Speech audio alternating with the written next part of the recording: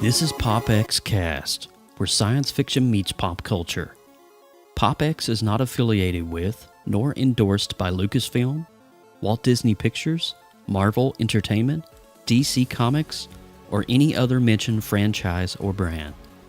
The opinions expressed are of each individual, and solely do not reflect PopXcast. Sit back, relax, put on your Ninja Turtle onesie, and warm up your chimichangas. This is PopXcast.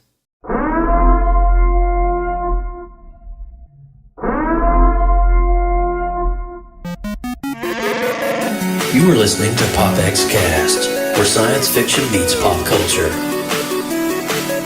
PopXcast. Here we go! PopXcast. I was born in it, molded by it. PopXcast.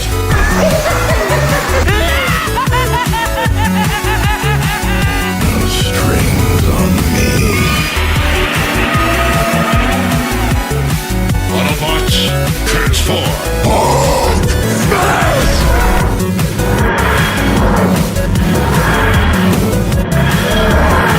I'm Batman. By the power of Grayskull. PopXcast. We're doomed. Goal here at Tyrell. More human than human is our motto.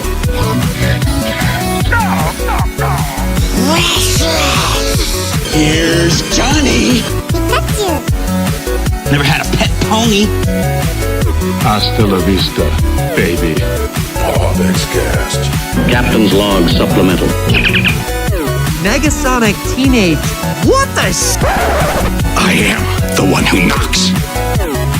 Excelsior! All right, everybody, welcome to PopXcast. Got my, this is my co-host with the most coming in here. What is up, Austin Burke? How are you, dude? Joe, I'm doing absolutely wonderful. Thank you so much for having me on. You are certainly welcome. I'm nerding out right now, Joe. You know how long I've wanted to be on this, and now that I'm a part of it? Really? Are you serious? You've been It's wonderful. Preach. Because I am a nerd.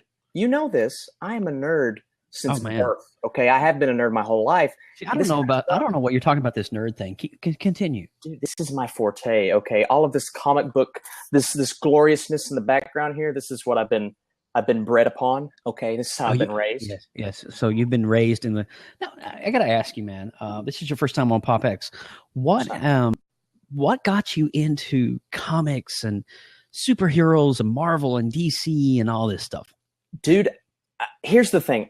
I don't really know, because like my parents, they're not big comic book guys, and the rest of our family, they're not as engrossed in the comic book world and the nerd world as we are. So that's getting pretty general too. Man, I took a liking to superheroes, and this is going to be Batman and Robin was the first superhero movie that I ever watched. Oh, and seriously? It's terrible. But that's what got me into Batman. Okay, and from Batman, I got engrossed in the comic book world. It's Batman was for you. We actually had a series on a couple episodes back. Like, what was your first exposure to comic books? And for me, it was seeing Christopher Reeve in the role of Superman.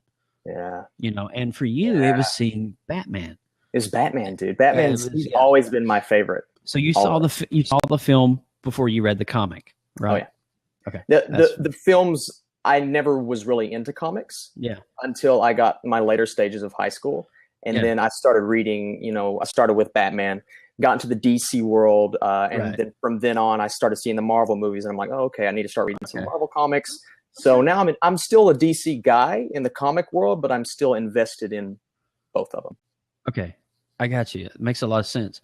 And just so you guys are wondering, if you're seeing two guys with the last name Burke here, that's by no coincidence. We are actually first cousins. We are first cousins. I just want to throw that out there. Yes. So his dad is my uncle. Anyway, moving along. But so it's really cool to have you on board. And just real briefly, Austin, tell some people about where you are right now, some of the projects you have going on, and just kind of, this is a moment to plug yourself. What is Austin up to? Shameless plugs are coming. Here we go. Here we go. Right now, I'm in college. If you can't tell by the dull walls in the background at Morehead State University, I'm currently in my dorm/apartment room right now, and I'm doing some TV shows here, some on-campus radio stuff. We actually started up a local movie podcast, so that's kind of cool. And then on the internet, I do Vine. I have 138,000 followers on Vine right now. That's insane, dude. It's pretty cool. It's died down a little bit. You said 138,000 followers? 138,000. And now, I was on your Vine like just a few days ago, and am I correct when I saw it was 144 million Vines? Yes. Yeah, 100. Well, I have How does that happen? 144 million views. That loops, one loop is one view, so it's kind of like, I guess it's kind of like YouTube views, 144 million. Dude, that's ridiculous, dude. I have no idea. It's just, I got in with it, and I started meeting people, and we started like groups, and from then we all built each other up, and that got me to about 100K, and then from then I separated, and I've gained about 40,000 in the last year and a half. That's but crazy. Vine has died down a little bit, but it's got me some opportunities with some other companies. I'm working on helping out with an app. It's called Wheel Video, so type that in the App Store, and we're kind of molding it and creating it to be the new. Now, when you say helping out with it, are you actually developing or doing some? My official title is OG Creator. That is Original Gangsta Creator. That is, you can look that up. It is under my name. So what we do is we'll communicate back and forth if we want to change, say, a color scheme or the way a video works or the way the categories work. We're creating it so it can be what Vine was when it first came out, without all the spam and the advertising and this, which I can't say anything because I've been a part of advertising, but without all of the politics involved. And we're hoping once we start marketing that it gets out there potentially. Wow. We'll see. Wow. So yeah, I guess you could see the growth and the trend of Vine kind of started this whole phenomenon. It did, man. Instagram went to the 15-second video, then Snapchat came along, then Periscope came along. Oh, yeah. And we're looking with potentially Snapchat or Twitter to partner up with. And I like Snapchat a lot because they're the newest, they're the new guys. Right. And so they've got all the people flocking to that app right now. So we could potentially partner up with Snapchat, and we could do a little back and forth with them, which would hopefully get us some people on the app. Dude, that's some pretty exciting stuff you got going on over there. It's awesome, man. It's such a great experience, and I'm blessed to be a part of all this. And I'm totally digging this. Like, is that a Marvel collage behind you? Dude, this is okay. So my girlfriend got me this huge 2-inch thick wooden poster of every Marvel character that has been in or will be in the movies. All right. So no X-Men, no Fox, right? But we just got the Marvel Cinematic Universe characters, and they are drawn out like they would be in the comics. So that's like my prized possession. Yeah, I'd be pretty happy with that. It's awesome, man. It's awesome. All right. So I'm getting some echo for somewhere. Echo. Hello. Ground control to Major Tom. Anyway, moving on. So tonight's episode is going to be kind of cool. And when I was thinking about doing this episode, I was like, all right, so we're going to be talking about female superheroes, and it's going to be two dudes talking about this can't happen. We've got to have a girl. We have to have a feminine perspective on here. And I have to give hats off to where props are due. Stargate Pioneer, at Stargate Pioneer, all those guys over there at the Starling Tribune and some of those podcasts in the Gonna Geek Network hooked me up with Jenny. And they said, you need to get connected with Jenny because if there's anybody that's a leading authority figure in the female pop culture and cosplaying and doing all this, it would definitely be her. So we got connected with her. And Jenny, if you don't mind, can you maybe just I know, and that's what we try to do here. We try to build it up. So Jenny, you're more than welcome to call in right now if you want, and just come hang out with us for just a little bit. But ladies and gentlemen, this is Jenny Stiven. She's going to be calling in, and go ahead and lock this seat here. But hey, all right. Oh my goodness, Sorry, we got an alternate. The fuzzy, it looks like I'm coming in through a Stargate, actually. Yeah, you are coming in through the Stargate. You just got to make sure that it's lined up. From another planet. Yes, the portal is open. We can see you now. I love it. Yes, that's great. Awesome sauce. So, Jenny, just right off the top of the bat, before we get started, tell some people about what it is that you do, because I know you're pretty involved in the, I don't want to say nerd community or pop culture, cosplay. Feel free. Go for it. Just That's exactly what it is. What is it that you do? So aside from the fact that I'm a geek fan myself, so I'm a huge comic book sci-fi fantasy fan, but then in addition to that, my background is in television production and digital production. Cool. So for the past 22 years, I've been doing digital media. So since 92, and for the most part, my job has been to be focusing on the franchises that are considered the geek franchises. So I worked on Star Wars, Aliens, Predators, Bond, because that tends to skew that way. And then I've worked with Stargate. I worked with Stargate from 1999. So very, very early through when they went off the air with Stargate. Now, when Universe. You say worked with, you were actually part of the production team? Part from a digital standpoint. So with Stargate, I didn't work as a television production. That I left television production in 92 and started doing digital production in 92 and worked with entertainment and franchise, basically any franchise that was going on at the time. And I did a lot of video games then, because that's where the community management was. So I worked on some of the very, very early video games and PC, as well as for people that remember Dreamcast way back when. Oh, I have a Sega Dreamcast. We did a retro video game console episode. Oh, cool. And I went in my closet. Oh, it's you need to go back and watch it. I think it was like episode 7 or something like that. But I went in my closet and I broke out the old Tupperware containers. Yeah. And I had everything from my, now I don't have everything, but I had the Atari 2600 all the way through to nice. Very cool. Oh, I love it. Good. That's awesome. Yeah, it was pretty nerdy. Just to throw that out there. It was pretty nerdy. Please. But I was working on Soul Calibur and all of these. You did Soul Calibur? Yeah, I did all the digital. Oh my goodness. Oh. So I did Namco's first website, produced. I didn't create it. So I had an amazing kick-ass team. Oh my God. But I'm a producer. That's what my background is. That's amazing. So, yeah, it was great. I mean, every single bit of the phases of my career, I've been incredibly blessed, where I've followed my bliss basically to what I love, which is geek. And it doesn't mean you don't do things along the way. I mean, I had to do Neutrogena along the way, which just sucked. Oh my God, it was awful. Neutrogena? Really? Oh, it was so awful. Doing digital for Neutrogena, where everything's about the orange and the blue. Anyway, so the hues. It was awful. Oh, but what I've gotten to do the past 10 years is focus on social fandoms in particular. So what I do now is I'm actually a consultant. I'm independent. I do strategy for MGM and Fox and individual. I work with Lesher Management, who handles about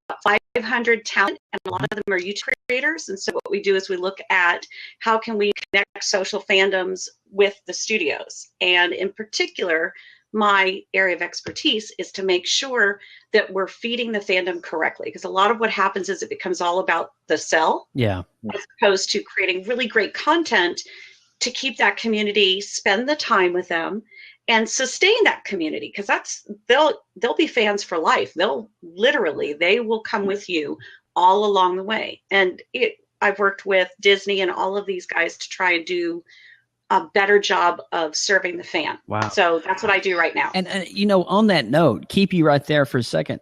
You're talking about getting involved with digital fandoms and stuff like that, which this is tying directly. I don't know if it's just like the way of the force, just how things are tying together. It always works. It always works out that way. Have you seen a trend in the past 4 to 5 years of a rise of female superheroes in pop culture? Have you seen the female, I don't want to say super heroine, but the female figure? Well, it's interesting because I thought a lot about this since you and I touched base last week about this particular podcast. And what's fascinating to me is it really is twofold. As a fan, I'm 50. So I was reading and hoarding comic books in the 70s, which is when I grew up. Mm-hmm. And in the 70s, there actually was a rise of a superheroine. So you had Wonder Woman, obviously, on television. I was being able to identify and find women in comic books that weren't just about the TNA. There was a storyline. There was something there. There was actually women, Ms. Marvel, all these comics that made sense to me. And of course, I was a Green Lantern and Deadpool when it came around freak, but to actually also have superheroines that worked was pretty amazing. Mm-hmm. Now, you come into when I started doing production in digital, there was nothing. It was a desert and it was awful. And it was all about TNA. And especially because I was working in video games, it was very hard as a geek fan to see all of this great buildup that had happened in the 70s just rode right off a cliff in the 80s and 90s, in the early 90s. And because what it became was, of course, you had the rise of the movies that were all about John McClane and Arnold Schwarzenegger and all of these guys who had women as sidekicks, some of which were smart scientists, the whole bit. Sarah Connor. Exactly. She's one of the few, though. And even she gets sidelined for the most part. Yeah. She's the mom that is the strong. She doesn't stand on her own. So it really isn't until TV starts to show that there is this audience, this fan group. And one of the things that I love about being online is that I think digital showed probably better than anything I've ever seen that there was an audience, obviously, of us out there. And you saw the percentages in the analysis go up. And because I was on the content side, the production side, I would see those reports come out and I'd be laughing my head off. It would say, oh, now there are 48% of women are playing games. And I'm thinking, no, we've always played games. We've always played video games, but we just didn't come out and tell everybody about it. So it was our version of coming out of the closet and saying, yes, we're here and we're proud and we play games, we play video games, we read comics. And finally, what you saw was the TV studios were the ones that were willing to take the risk more than anybody. Even honestly, over the comic books, those didn't take off until the late 90s. What do you think was kind of the breakout television show? I mean, when you're thinking of that era, the 90s, early 90s, mid 90s, I don't know why, but the X-Files just. That's what I was just going to say. Absolutely. Just, X-Files. Agent Mulder and Scully and just. That's exactly it. And it was just like Batman and Robin almost in the science fiction world. Would you agree with that? That was kind of like one of the forerunners?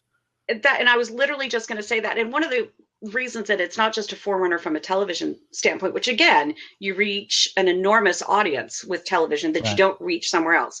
But I was working in digital at that time. And what you saw was the first ever translation of what those bulletin board systems, those fandoms were. Mm-hmm. X-Files was the first true pop culture following that got out of World of Warcraft or got out of Magic Star Trek.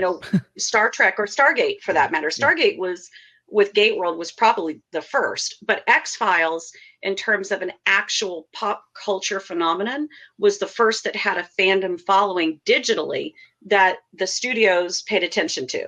So Fox, and I wasn't working on it at the time, but Fox reached out and Vince Gilligan reached out to those. And I go back and I look at some of the reports, you had 52% women following online. And that's in 1992. You guys that don't know who Vince Gilligan is, Breaking Bad. Just saying. Yeah. Just saying. He's just a god, literally. He's amazing. He's Heisenberg. I mean, come on. I know. Well, and Chris Carter, and to give Chris Carter, who's the creator of X-Files, a lot of credit is that he and Vince Gilligan, who also has helped write and I just blanked his last, James Wong. For American Horror Story. They really have no issues and in fact encourage leading ladies to be their own superheroes, to be those women that are strong women. And to them, it's kind of a no-brainer. It's almost as if, why would you even bring it up as being something different? It just is. You have women that are doing these great things. And it's, like I said, there's that gap, that kind of black void period of time. And then with X-Files and so many others in video games and comic books, it's been amazing. And then of course, digitally, it makes a huge difference. You've got a fandom that's vocal and fanfic that is not just people bringing it to conventions, but it's online. And that's a lot of directed by women. Even now digitally, you have fandoms. It's okay for the 20-something-year-old girl or woman, let's say, to pick up a game of Call of Duty and just rock it out like it's nobody's business. Right. I mean, right on. that used to be a guy's game. Yeah. But now it's not gender specific anymore. And I think it's totally awesome when you can play Mortal Kombat X with a girl and just totally get schooled with Scorpion. Yeah. I think it's like, you know what? It's fun. It's really fun. It's freaking awesome. I will give you that much. And I was playing Soul Calibur, like I said, and playing early StarCraft. And, I love to play it, but I had my game name was Bodacia, which was an Irish warrior who was a woman. Bodacia. And and I did it on purpose because it's either people would get it or they wouldn't, and they'd laugh or they wouldn't get it. And the irony is I never got trolled back then, ever. I never did. It was always very accepting. It was more about, you laugh about Big Bang Theory when they go to the comic book store and Penny goes along or whatever, and everybody freaks out. But that was a lot of what my life was like. And so it was more respectful. It's interesting that with the rise of digital is where I've seen the trolls. It wasn't when I was playing cyber trolling and doing. Yeah. I don't. Yeah. It's no fun. It's the worst. Austin, you got any thoughts, Austin, on what we've been talking about? No, I'm engrossed of it just to hear all of this. I mean, this is so interesting. I'm really just kind of. Well, I know you're the new guy on the block, so just chime in and do what you need to do, and just feel free to interrupt us. But I was talking about kind of advancing into kind of getting past the mid 90s into the 2000s and progressing to where we are today. Right. I kind of started going through my old comics. And actually, I did this live on Blab just last week, and Lindsay Badger in the chat can testify that Joe Burke did go through his comics and pulled. But anyway, true story. So I compiled a list of what I think is like the top 10, and there is an honorable mention at the end of it, but the top 10 list for female superheroes. Oh, cool! And so I figured we could go through these really quickly and maybe talk about it, and see what you got, see what you want to say about it. Yeah, you bet. So we're going to start with number 10 and work our way backwards. Okay. So number 10 was Supergirl. So what do you think about Supergirl as being on that list? I mean, we've kind of seen her television show come into fruition. More ties now to the whole Arrow Flash universe, right? Now, and the multiverse that they've got going on, which is kind of expanded. So, what do you think about Supergirl being on that list? Well, I think she has to be on the list for now. Certainly, for what we're looking at, what is making a cultural impact, whether she gets picked up or not. I didn't see on Friday if they actually made the decision if it's been picked up for a second season. But I think that it made an impact regardless of what happens. I have to say that those particular comics never appealed to me, but that was me personally. But you can certainly see the impact that she has, and it ties in a lot to the DC superhero girl that they're doing. So that they're working with Mattel, and they've got the is it on Cartoon Network or whatever the show that they've got, and they've got the YouTube. It is definitely a great tie to hit that 8 to 13 year old. Yeah, but I think it's a little bit harder to hit that 18 to 35-year-old. And that's one of the reasons why I put her on the bottom of the list, because when I was thinking about it, there's so many, and now I cross-reference DC and Marvel in this. Oh, sure. I hope so. Oh, yeah. Number 9, Kitty Pryde. Oh, yeah. I mean, she just kicks ass across the whole board. Young female superhero from DC. I mean, she's well, not DC. DC's Donna Troy and Starfire, and Kitty Pryde is kind of the culmination and candidate for X-Men. I mean, she just kind of is. And am I one of the leaders of the Guardians of the Galaxy? What? I know, right? Where did that come from? But but it works. But she gets around. She gets around. Yeah. And how do you then, guys feel? I was just going to ask, how do you guys feel about her portrayal in the actual movies, like the X1, X2, X3, the girl who played her? I can't remember her name, but how do you feel about that character? That played Kitty Pryde. It was Ellen Page eventually, I think, right? Ellen Page. Or was it? Okay, so for me, I think it's actually, I like Ellen Page a lot. Mm-hmm. I like how she is very strong and yet also can be very feminine in that approach. I don't think it was written particularly strongly. I blame Bryan Singer for that, but I think that in general, I'm glad she was included. I'm glad she's there, but I think she's much, much stronger in the books. In the comics. Whereas, unfortunately in the movies, she comes across as that sidekick type.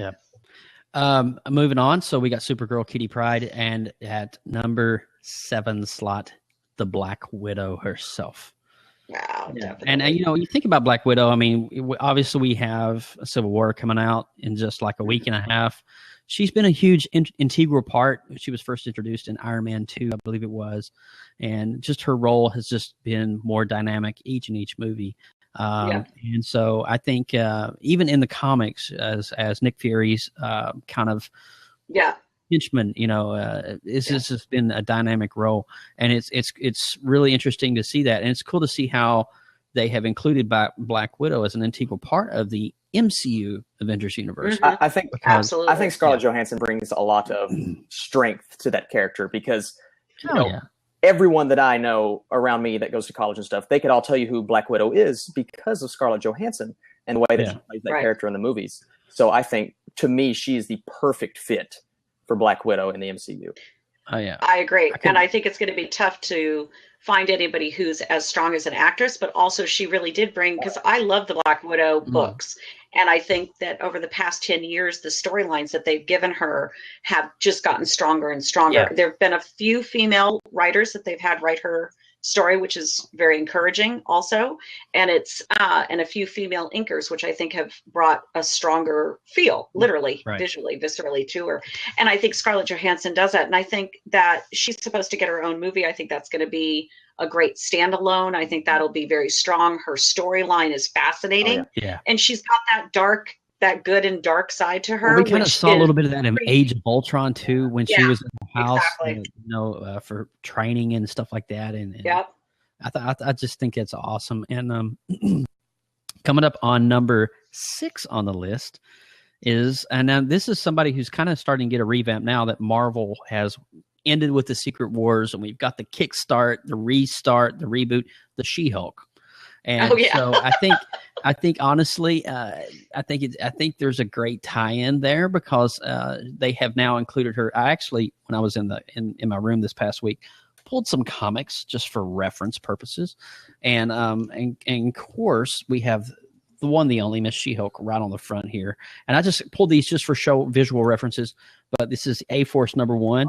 Oh yeah, nice. And so we're starting to see more and more of her as a leader role, instead of like a second sidekick, Bruce Banner's cousin type role. Mm-hmm. You know what I'm saying? Right. So and especially when we came out of Civil Wars and Secret Invasion and Hulk, the whole Hulk Wars, it's really been an interesting story arc that she's got. And I could have cared less. Just, everybody's got their own personal, the Hulk storylines never did it for me at all. And I've been very intrigued by her story arc over the past couple of years, where I've actually gotten some and bought some where I really, that wasn't my thing before.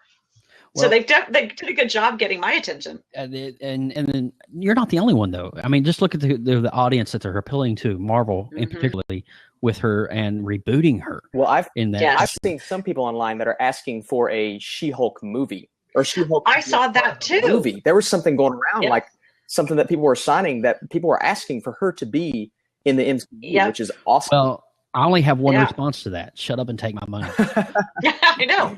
I'd go see it. I think it'd be fascinating. And if it's done the Marvel way, it's going to be done tastefully. So. And they could do the whole Hulk Wars thing and have Red Hulk. Oh, it'd be amazing. Dude, Red Hulk, bring it on. Awesome. I know. Wouldn't that be great? Awesome. And just do a deep dive into that whole story arc? I remember when we were like in Age of Ultron and we still haven't seen the movie yet, and we were just watching the trailers, and Hulk turned around and had the red eyes. Yeah. And Yeah. there was this big rumor mill. Is he going to transform into the Red Hulk? Or are we going to see the? I thought that was going to I was like, happen. I thought that was man. going to be part of the storyline. But Well, right, they've got General Ross, who plays the Red Hulk, who's the Red Hulk in the comics. They've got him. Oh, in that's right. War. Yeah, he was in the Incredible that's Hulk. right. You never know.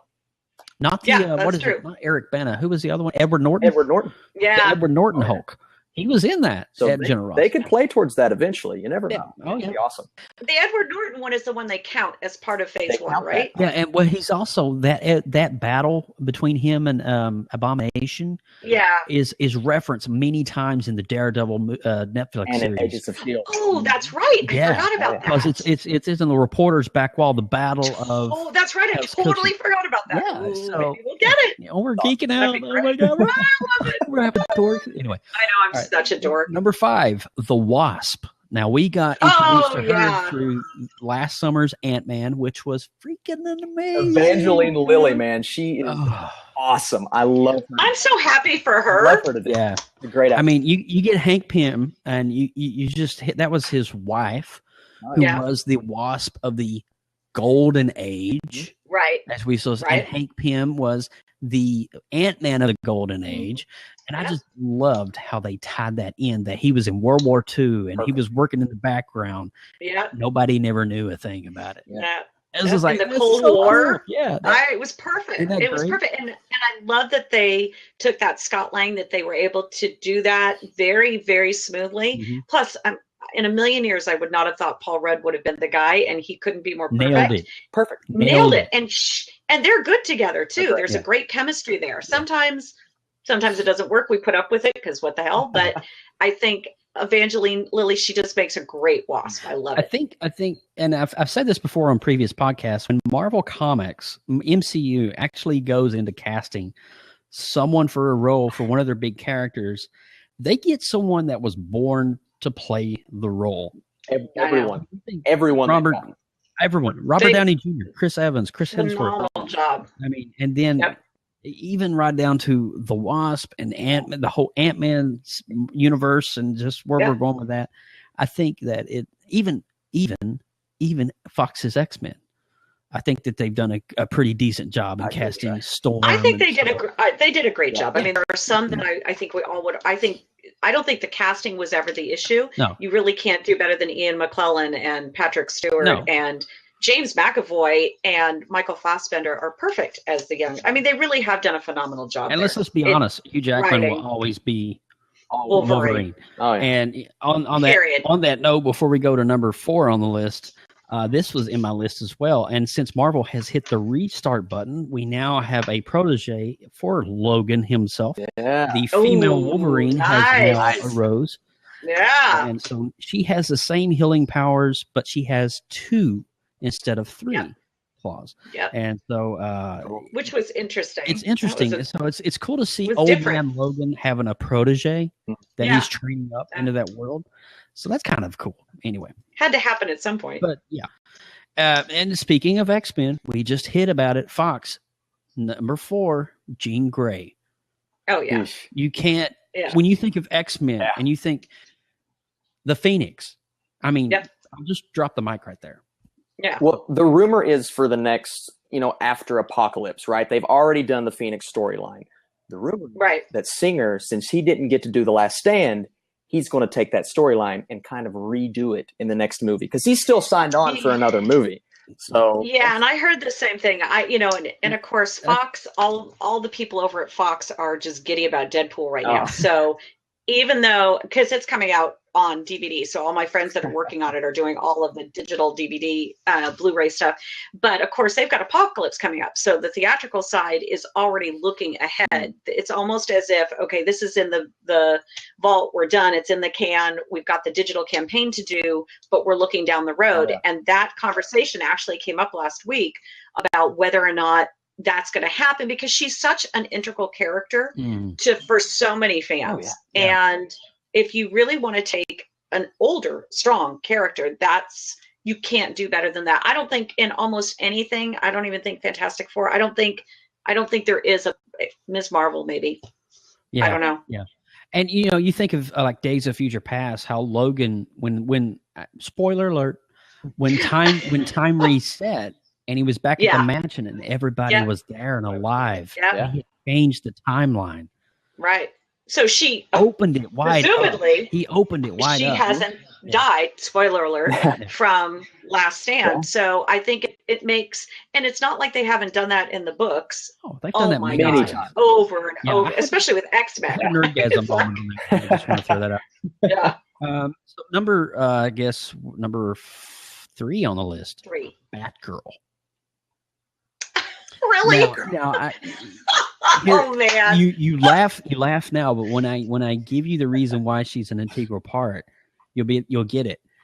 The Batman Arkham video game series has catapulted her from a cheesy, campy sidekick to more of a dominant role. I agree with that. Yeah, I mean she's not campy no more. I don't think I'd put her at 3, but I would agree with you. Yeah. She's down with Supergirl for me. Yeah. But having said that, you're right. The whole storyline in the Arkham video game series is phenomenal, and it's so much stronger, as is the Cartoon Network series, all of the series that they've done. So I think she's definitely stronger, and like you said, even from the Golden Age and Silver Age, she was still campy, and that gave her a very dark, very strong. Well, she's been struggling to recuperate from the '60s Adam West. Yeah. I mean, seriously, she's been in a coma. It's been awful. They need to reboot Batgirl horrendously. But I mean, it's really good to see that she finally got her due in the Batman Arkham series. And you're right. And she's a total. She rocks. Yeah. I mean, she's totally awesome. And she's dark and it's funky. Mysterious, I mean, honestly, she deserves a better. Her whole background, her whole story deserves a strong story line to be pushed off onto, as opposed to this little campy. But I have to be honest, I don't think much of her. Well, there's another reason why I put her on the list as well at number 3, and that's because right now we have a television show going on Fox called Gotham. All right. Yeah. So who is the Batgirl? Well, when you break it apart and you look back, it's Barbara Gordon. Yeah. Who is Barbara Gordon on the show?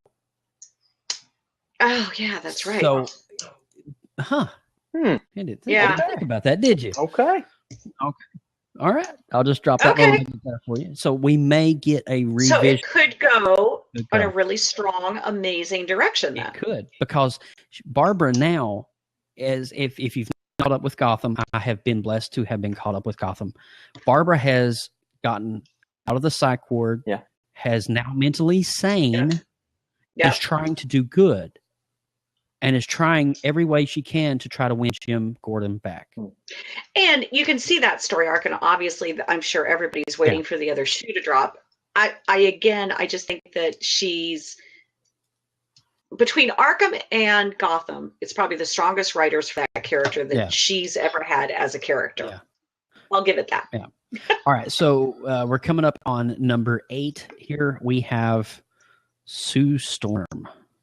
Storm. I'm sorry. Storm from X-Men. Now, when you think about another leading role, we've seen Storm, Halle Berry, we've seen her version, but we've seen her throughout all of the old Jim Lee X-Men era, the early 90s and stuff like that. Yeah. Just an awesome dynamite role. And it just always seemed like Storm and Cyclops and Wolverine were always just like tearing it up against Magneto and the Sentinels. So I had to put and she was a strong character for so many friends of mine from a minority standpoint also. Is that so you have a twofer, is that she's a strong female and a strong minority character. Right. And then the fact that they did right by her to a large extent in the movies. Yeah. I mean, it became a little poppy, but I think that has been an amazing breakthrough. Well, you know what I mean? It's like, as is tired, like girl next door, right? And it's instead she's again like the Arkham Batgirl. There's a strength to the Storm writing that Jim Lee did that sometimes you don't see carried through all the way through in the movies, but still stronger than anything else that a lot of young girls who were minority girls or just young women, they weren't seeing themselves anywhere on screen. And that was a huge breakthrough. And I don't know, it's part of what we talk about with some of our fandom panels, is that I'm not sure sometimes people understand the impact for young girls and college age girls who are geeks. And you do hide for a lot. I mean, I didn't, but that's because I had great parents and great family who were geeks too. So it never occurred to me to not be telling people that I loved this stuff. For so many girls, they don't, and they don't see themselves reflected anywhere either. So why would they say anything? Absolutely. I couldn't agree more. And I think that with what you said with Storm being a twofer, it's not only the first time we've seen that role dominantly, but it's the first time we've seen that role with minority as well, just being owned by that role. And she is just, you don't want to mess with her. I mean, she's weather, for crying out loud. Right. And she's equal to or considered or partners with Wolverine, which you don't see. And same with Jean Grey. You see that they're on equal footing, which is amazing for young girls to see. Number 9 on that list is the Invisible Woman, and that's Sue Storm. And I just have her on there because she was part of the original Fantastic Four family when Stan Lee and Jack Kirby originally created Marvel Comics. Yeah. Right. Back in these, I guess it's not the golden age, it's the silver age. Right. And they created the Fantastic Four, and they created Sue Storm and all those characters around the Fantastic Four family. Right. She was kind of the integral part. Not only was she, I don't want to say she was a mutant. They didn't use that word in that, but she was altered, as we say. And then she had to put up with this whole other family dynamic that was altered as well.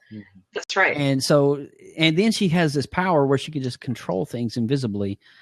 It's just, it's almost like with Spider-Man, with great power comes great responsibility. Yes. She can literally go in and out of anybody's life in anybody's house. They not even. Right. It's crazy. And she was always strong, and she was always very consistently strong and appealing to a very wide and broad spectrum of girls and women, so that she could be the mom or she could be the girl, depending upon the book at the time, whatever the story arc was. And it gave an amazing spectrum for girls and women to follow and be fans of, that you could find the Sue Storm that's the mom or the wife or the girlfriend, but you could also have those storylines that were when they were young, when it was Uncanny and they're the younger Fantastic Four. So there was always something different and great storylines where she's her own person, she's her own scientist, she's her own leader. Yeah. And that was amazing.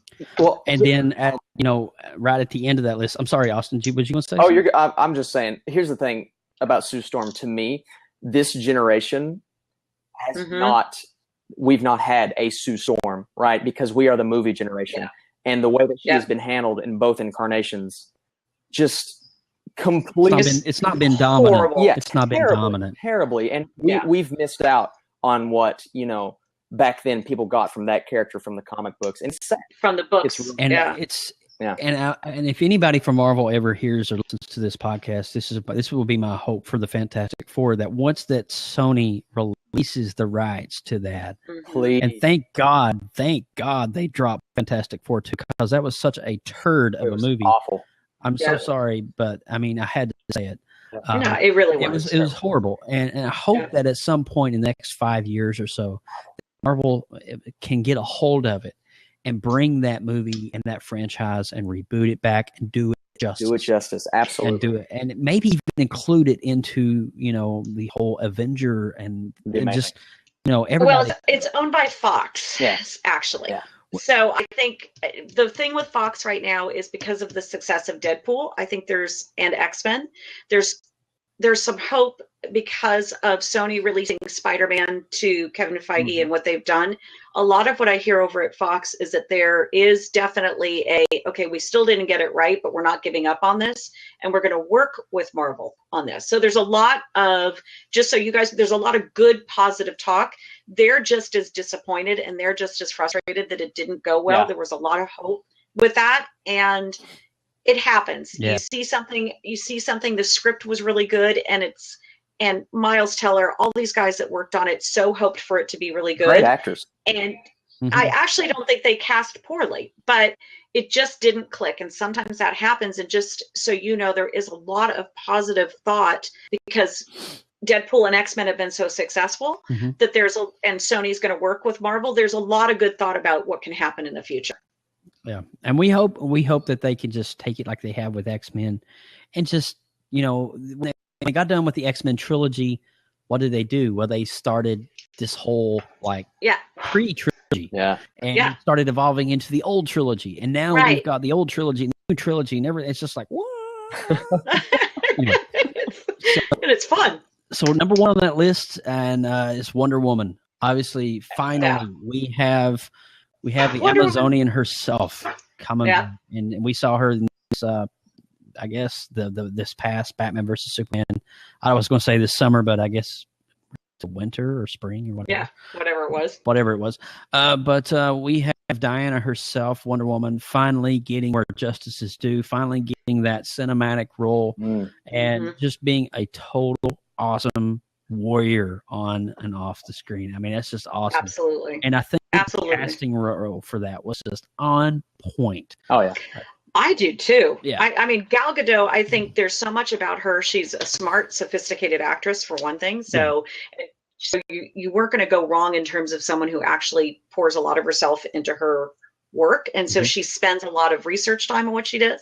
So even if she wasn't a Wonder Woman fan, which apparently she was going to spend the time to do that research. And the fandom for the most part that I've seen, and on the past two panels that I've been, so it was at Comic Fest and Comic-Con, that for the most part, the female fandom seems to be very positive about her from Batman versus Superman. I know that there was still some split opinion about it, but there's always going to be that. And it's, as strong as it could have been from that movie with the somewhat murky storyline that she was in and coming in and out, I think she did a great job. It makes me really excited for her solo film coming up in June of next year. Oh, yeah. So I'm just like, bring it. And I've always been a big Wonder Woman fan. I actually grew up on the old school Wonder Woman, the one that was on TV back in the day. Yeah, me too. Oh, yeah. I love that stuff, man. I guess I'm kind of dating myself. I don't know. But please. But I date both of you literally, Austin, how old are you? You could almost be my son. I am 20. I am 20. Yeah, there you go. So you could be my son. So, the thing is the old 70s Wonder Woman is what I grew up on. I loved it. I mean, it was silly, but it was fun. And she was very strong. And, we all went outside with our little, we made our foil cuffs and went outside and did our little thing in the street. So. Did you clap together? Oh, hell yeah. And then, we tend to have the lasso and we'd all hop into the invisible plane in the middle of the street. All right. It was great. So we all clank our wristbands together on 3, 2, 1. PopXcast, baby. Anyway. I love it. Shameless self-plug. And you know what? We got to give a honorable mention at the end of that list. Our very own Lindsay Badger and Jenny Stiven. Oh, thank you. I wasn't going to say that. I was going to say, hey, what about Jessica? Come on, guys. Well, I have to say, and anybody that's a part and affiliated with this podcast gets an honorable mention in the female world because you guys are freaking heroes. Lindsay Badger and Red 5 Mom and Jenny Stiven, everybody is just like so supportive. It makes my life a whole lot better knowing that you have an amazing support system, and it truly is a blessing. I can't. Oh, so thank you. That's the honorable mention. So now we're getting to some juicy stuff. We got about 15 minutes left, so we got a lot to cover. Doctor Who. What have you heard about female Doctor Who? Okay, so I don't know what you guys have heard. Okay, so I heard of Peter Capaldi. You tell me what you heard first. Peter Capaldi is ending on season 10. Yep. And they have been casting. I heard that the BBC has been looking for quite some time for a lead female role figure for the female. Yep. That's awesome. Yep. And so, will we see it? That's the question. Yes. Yeah. I don't think there's any question. I think that what is the bigger question is who's going to be producing and writing, because they've had to change, obviously, of showrunners in the past 2 years, That's 2 seasons. True. They had to change the writer. Yeah. That's right. And so I think a big part of that, from what I've heard, is that there's going to be some, because they have in their writers' room, they have 2 or 3 very strong female writers. And are those going to be pulled up to be showrunners if they're looking? And I heard they were involved in the casting process. So I think it would be very interesting to hear, well, A, who the heck are they going to choose as a female Doctor Who? Is it going to be, because I've heard they were looking as far afield as some French and Italian actresses, some American actresses. So I don't know. I mean, they could go completely off the radar. And they can even get like a New Zealander or someone just someone crazy, totally off the radar that we've never heard of before. And that's great. You know, it's pretty much one of the things I love about the BBC. Wouldn't it be amazing? It would be. Oh my God. Yeah, Comic-Con would be insane. Ricky Prime's sister. No, I'm just messing with you. So you know, hopefully we get to see that in the next couple of years in the whole Doctor. The Whovians get different flair and get a different grasp. You know, how does the female work the TARDIS and the screwdriver, the sonic screwdriver? How does that work? And how is it different? How is it different? Exactly. Yeah. So, you know, and it's really cool though. We've seen such a interesting dynamic as we're kind of wrapping things up here. We've seen Marvel and DC. We've seen DC a couple years ago go through their reboot with the New 52, and now we've seen Marvel go through their reboot with the end of Secret Wars, and we have, you know, the female Thor. This is part of the ones that I picked up as well. The female Thor storyline. It's just amazing. Yeah, I have been really digging this, by the way. Yeah. And the fact that the male Thor has been banned from Asgard. I know. It's like, why? I know. I think it was pretty. I mean, wait, this is a G. That's right. Okay.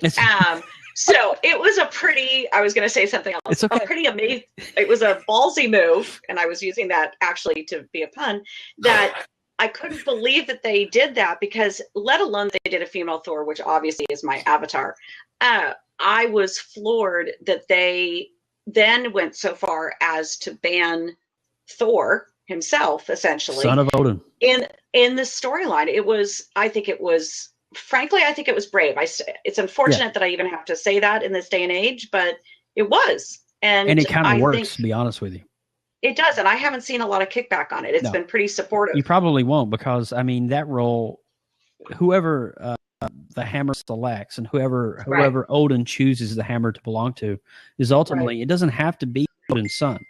It doesn't have to be that.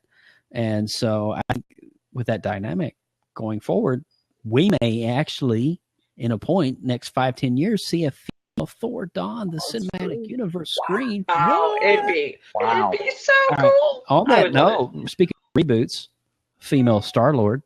Oh, yeah. Oh, I know. I was like, wait, hold on. I'm still enjoying our origin story and line. We got the Thing as part of the Guardians universe as well.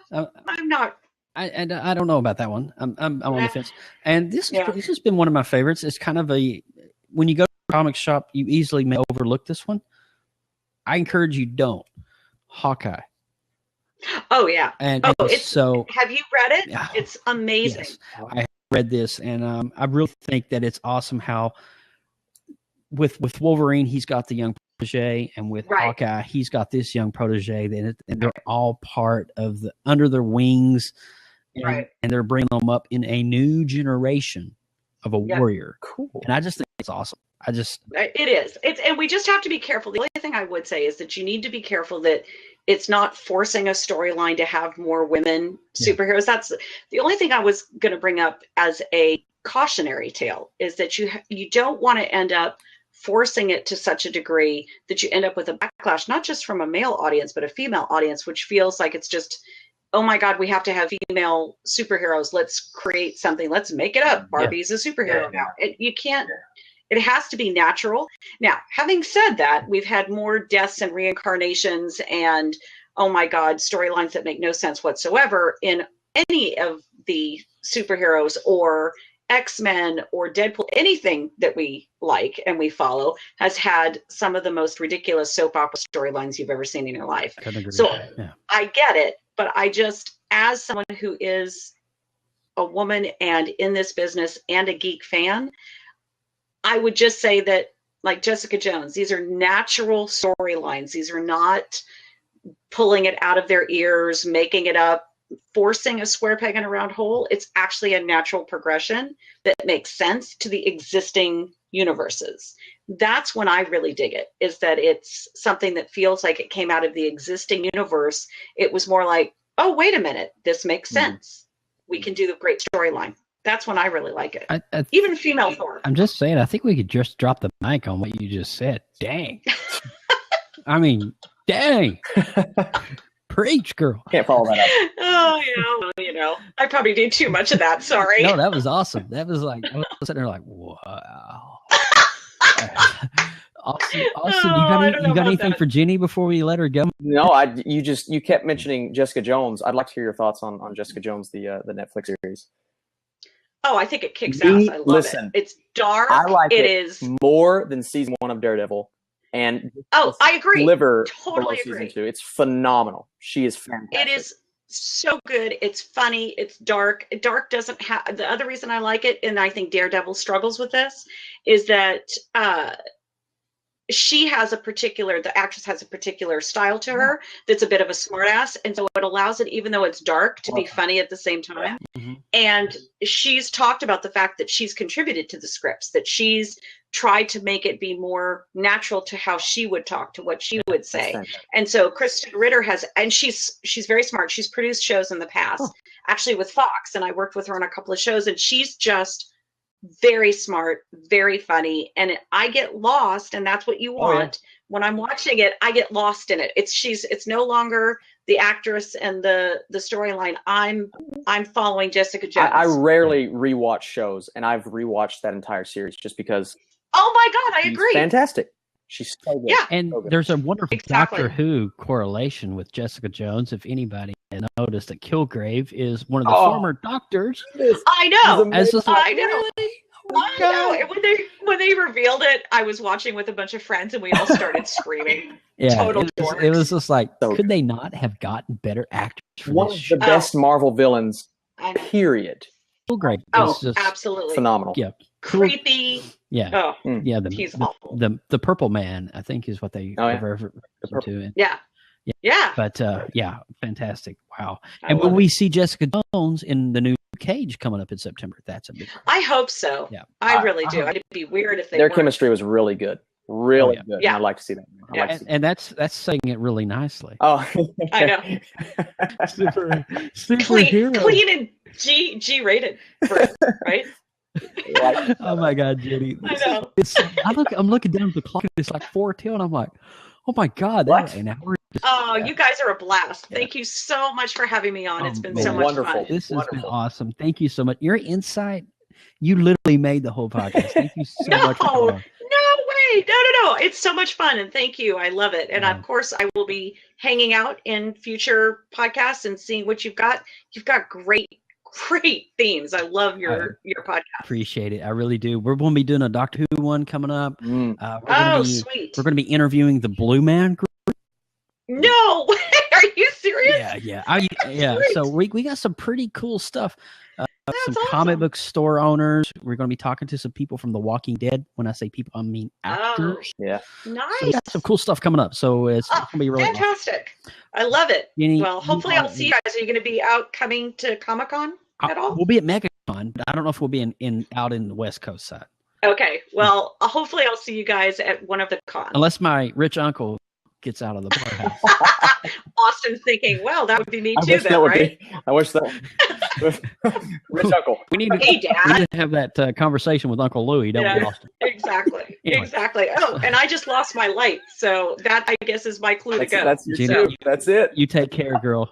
Okay. Thanks so much, guys. See you on the grid. Have a good one. Oh my gosh, that was so cool. We're going to unlock the seat here. We got about 5 or 6 minutes. Awesome. If anybody wants to chime in, they're more than welcome to. But man, she was Austin, great. She was great. Dude, she's freaking awesome. Dude. Wow. I'm telling you. That was awesome. It's amazing. That was awesome. I just want to put some things on everybody's radar that coming up, not this Saturday, the 30th, but next Saturday, the 7th, is National Free Comic Book Day. Ooh. Now, there's going to be some cool stuff coming out on Comic Book Day. Okay? So you want to get it. Captain America, Steve Rogers, is coming back as Captain America because as I don't know been following the new storyline, but he is not been the new captain. Falcon has been the new captain. Mm-hmm. So he's coming back into that role, and Captain America is #1, is going to be given away for free at Comic Book Day. Now, I want to let you guys know that if you're curious about what's coming out, get the full lineup of comics, head over to freecomicbookday.com. Just plan to be at the daggone store around 9 o'clock a.m. and just get there, get in line early, get your comics, get your geek on, and just, promote and do what you do best. But Austin, what's up? Man, I learned so much stuff just now, and that flew by. I mean, that conversation that we just had was awesome. Hey, listen, I like talking about females. Okay, that is my forte. All right. That was great, man. That was so great. Also, Captain America: Civil War is coming up in a week and a half. I'm hearing nothing but good things. Great reviews, 97 on Rotten Tomatoes right now. I mean, and all of the YouTubers that I watch have just second best, first best. It was around this time back in February when Deadpool was about to come out, and Deadpool was setting a 99% tomato review. That's amazing. So now we see Civil War at this same a week and a half out from launch at a 97. I think fans are going to be blown away by what this means. Listen, I've not looked into spoilers, but I'm just seeing get ready because there's apparently a 15 to 20 minute action scene that is going to blow our minds. It was shot all in IMAX. So if you have access to an IMAX theater, you will watch this 20-minute battle scene. It's going to be gorgeous, man. They're saying it's better than any other. Some people say it's the best action scene in general of all time. Which, we'll have to wait to see that because that's saying a lot. But man, I'm beyond excited. And we can't forget, too, that May 4th, now back up 3 days before Free Comic Day, is National Star Wars Day. May the 4th be with you. Be with you. Strong you are. So May the 4th be with you. It's going to be awesome. Definitely dress up as a stormtrooper and go to your local McDonald's and make children smile. Dude, I'm walking around campus the entire day just with a robe on and a lightsaber. We actually have a lightsaber club here, so I'll blend right in with those guys. They're always walking around fighting each other. It's fantastic. Force is always strong with you. And last but not least, before we go here, I want to let everybody know that Orlando is having the largest East Coast con coming up. Orlando's MegaCon convention will be coming up next month, May 26th to 20th. Tickets are on sale now. You can meet people like, and I digress, Stanley, Adam West, the vintage Norman Reedus from The Walking Dead, William Shatner, James T. Kirk himself, Christopher Lloyd, Doc Brown, Kevin Smith from Jay and Silent Bob, and even the graphic novel writer himself, Mr. Frank Miller. Oh, my goodness. Megaconvention.com. Check it out. I mean, it's just like, oh, my God.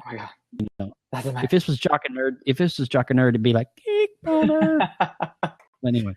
So that is pretty much a wrap for the show, Austin. How can people find us on the social media? Oh, my goodness. How can they reach out to you? We've got Twitter, Facebook, Instagram, everything you could possibly imagine at PopXcast on all of those things, I believe is correct. PopXcast. You are correct, sir. And find us on iTunes. Make sure you go there, you listen to us over and over and over again, and leave us a glowing review. 5 stars. Just, talk us up. Say nice things. Yeah. Don't say mean. Say nice things. Just lovely things. Lovely things. Paint a happy little tree and a squirrel. I like to say that. Yeah. Pretty little squirrel. Oh. And also, guys, you can also check us out for all things official, PopXcast.com. If you guys want to throw us an email throughout the week, you could do that. It is PopXcast@gmail.com. It's really quick and easy peasy weezy. And hey, you know what? We have a hotline. So if you go and see a really cool movie, or we could do. They see me rolling. Anyway, so we even have a hotline. It's 850-417-PopX. And for you guys that just don't want to sit there, what is PopX? Next big thing. It's the next big thing. Next big thing. 850-417-7679. That is our Skype number. Call us, leave us a message. And if you leave us a message, we'll play it on next week's show. Okay. That's pretty cool. That's pretty cool. Austin. I am that is at a wrap. Burkinator. If you guys want to look for me anywhere on the internet, Instagram, Twitter. Now that's a Burkinator with a 3. Right? Burkinator, it's like the Baconator, but it's me. That's what I tell people. And that is a 3 instead of the E. I have to be complicated. That's just, it's what I did in high school. I was weird. Back then.